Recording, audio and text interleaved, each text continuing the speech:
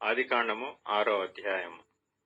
నరులు భూమి మీద విస్తరింపనారంభించిన తరువాత కుమార్తెలు వారికి పుట్టినప్పుడు దేవుని కుమారులు నరుల కుమార్తెలు చక్కని వారిని చూచి వారందరిలో తమకు మనసు వచ్చిన స్త్రీలను వివాహము చేసుకొండ్రి.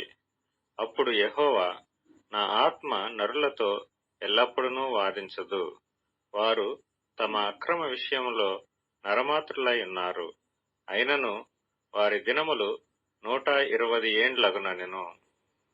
ఆ దినములలో నెఫీలులను వారు భూమి మీద నుండిరి, తరువాతను ఉండిరి.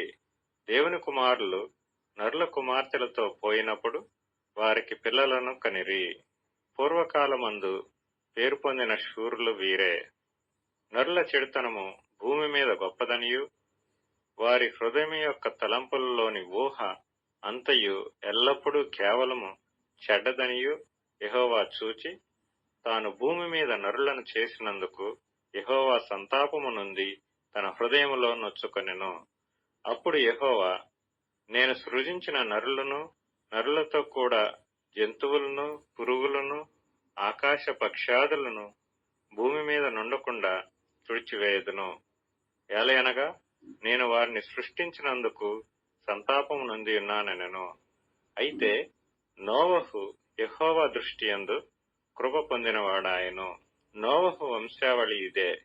నోవహు నీతిపరుడును తన తరములో నిందారహితుడనై ఉండెను. నోవహు దేవునితో కూడా నడిచినవాడు. షేము, హాము, యాపెతను 3 కుమారులను నోవహు కనెను. భూలోకము దేవుని సన్నిధిని చెడిపోయి ఉండెను. భూలోకము బలాత్కారంతో నిండి ఉండెను. దేవుడు భూలోకమును చూచినప్పుడు అది చెడిపోయి ఉండెను. భూమి మీద సమస్త శరీరులు తమ మార్గమును చెరిపివేసుకొని ఇండిరి. దేవుడు నోవహుతో, సమస్త శరీరుల మూలముగా భూమి బలాత్కారంతో నిండి ఉన్నది గనుక నా సన్నిధిని వారి అంతము వచ్చి ఉన్నది. ఇదిగో వారిని భూమితో కూడా నాశనము చేయుదును. చితిసారకపు మ్రానుతో నీ కొరకు ఓడను చేసుకొనుము. అరలు పెట్టి ఆ ఓడను చేసి లోపటను వెలుపటను దానికి కీలు పూయవలెను. నీవు దాని చేయవలసిన విధమిది. ఆ ఓడ 300 మూరలు పొడుగును, 50 మూరల వెడల్పును, 30 మూరల ఎత్తును గలదై ఉండవలెను. ఆ ఓడకు కిటికీ చేసి పైనుండి మూరెడు క్రిందకి దాన్ని ముగించవలెను.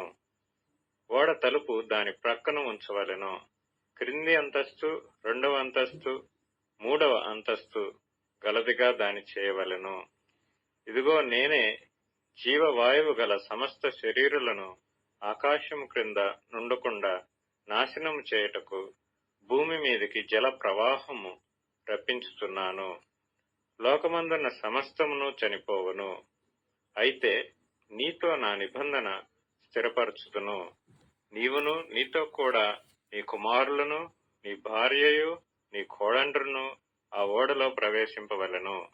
మరియు నీతో కూడా వాటిని బ్రతికించి ఉంచుకొనుటకు సమస్త జీవులలో, అనగా సమస్త శరీరుల యొక్క ప్రతి జాతిలోనివి 2 చొప్పున నీవు ఓడలోనికి తేవలెను. వాటిలో మగదియు ఆడుదియు నుండవలెను. నీవు వాటిని బ్రతికించి ఉంచుకొనుటకై వాటి వాటి జాతుల ప్రకారము పక్షులలోను, వాటి వాటి జాతుల ప్రకారము జంతువులలోను, వాటి వాటి జాతుల ప్రకారము నేలను ప్రాకు వాటన్నిటిలోను ప్రతి జాతిలో 2 చొప్పున నీ యొద్దకు అవి వచ్చును. మరియు తినుటకు నానా విధములైన ఆహార పదార్థములను కూర్చుకొని నీ దగ్గర ఉంచుకొనుము. అవి నీకును వాటికి నీ ఆహారమగునని చెప్పెను.